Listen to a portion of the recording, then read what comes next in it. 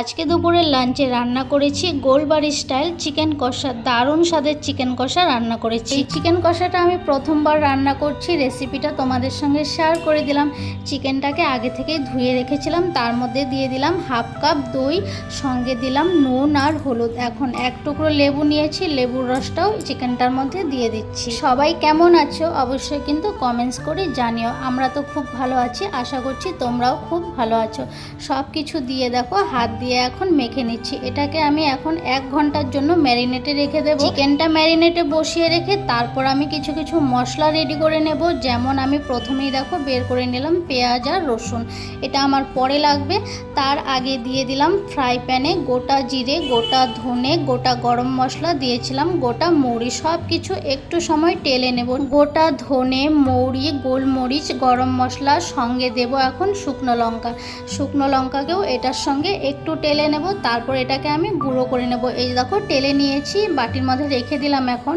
আর এই দিকে চলো একটা কাজ করে নিই, কটা কাজু বাদাম নিয়ে নিলাম বাটির মধ্যে, আর কয়েকটা শুকনো লঙ্কা, বীজগুলো আমি ফেলে দিচ্ছি, কারণ এই শুকনো লঙ্কাটা আমি নিচ্ছি শুধু কালার হবার জন্য, তাই আমি বীজগুলো ফেলে দিচ্ছি। এখন আমি জল দিয়ে একটু সময় ভিজিয়ে রেখে দিই। কাজু বাদাম আর শুকনো লঙ্কাটাকে ভিজিয়ে সাইডে রেখে দিলাম। আর এখানে যে টেলে রেখেছিলাম মশলাগুলো, গোটা মশলা, এইগুলোকে আমি এখন গুঁড়ো করে নেব। জারের মধ্যে দিয়ে দিলাম। ভুলে গেছিলাম গোটা জিরেটাও দিতে হবে। গোটা জিরে কিন্তু আমার আগে থেকেই ভাজা ছিল, তাই আর ভাজলাম না, এটার সঙ্গেই দিয়ে একবারে গুঁড়ো করে নিলাম। আর এখন তার মধ্যে আমি দিয়ে দিচ্ছি ভিজিয়ে রাখা কাজু বাদাম আর শুকনো লঙ্কাগুলো। কাজু বাদাম আর শুকনো লঙ্কাটাকেও কিন্তু আমি এই মশলার সঙ্গে আবার পেস্ট করে নেব। তার সাথে জারের মধ্যে সামান্য একটু জল দিয়ে দেব। জলটা দিয়ে এটাকে সুন্দর করে পেস্ট করে, এই পেস্টটা কিন্তু আমাদের পরে লাগবে। পেস্ট করে এখন রেখে দিচ্ছি সাইডে। আর একটু কাজ আছে, চলো ওই কাজগুলো করে নিই। যেমন এই যে পেঁয়াজ রসুনগুলো ছিলে তারপর কাটতে হবে। আমি আজকে প্রথম এই গোলবাড়ি স্টাইল চিকেন কষাটা রান্না করেছি। তোমরা কিন্তু ভাত, রুটি, পরোটা সব কিছুর সঙ্গেই খেতে পারবে। আমরা অবশ্য ভাত দিয়েই খেয়েছি, কারণ দুপুরবেলা রান্না করেছি আর আমাদের ভাতটাই খুব বেশি প্রিয়, তাই ভাতের সঙ্গে খেয়েছি। তোমরা চাইলে রুটি, পরোটা সব কিছুর সঙ্গেই খেতে পারবে। এত টেস্ট হয়েছিল খেতে, কি বলবো তোমাদেরকে, তোমরা একবার অবশ্যই ট্রাই করো। পরে এইদিকে রসুনগুলোকে ছিলে নিয়ে তার সঙ্গে কাঁচা লঙ্কা দিয়ে একটু থেতো করে নিলাম।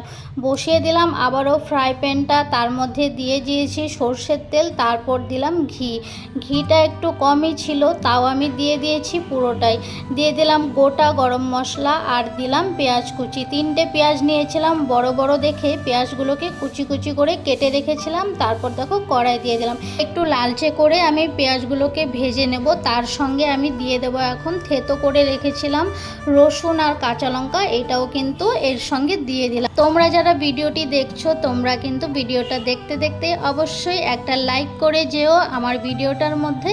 তারপরে দেখো লালচে করে ভেজে নিয়ে এটার মধ্যে ম্যারিনেট করে রাখা চিকেনটাও দিয়ে দিচ্ছি। ম্যারিনেট করে রাখা সম্পূর্ণ চিকেনটা আমি দিয়ে দিলাম, একটু নেড়ে নিয়েছি। তারপর এখন আমি দিয়ে দিচ্ছি মশলাটা যে বানিয়ে রেখেছিলাম, পেস্ট করে রেখেছি, ওই মশলাটাই এখন দিয়ে দিচ্ছি।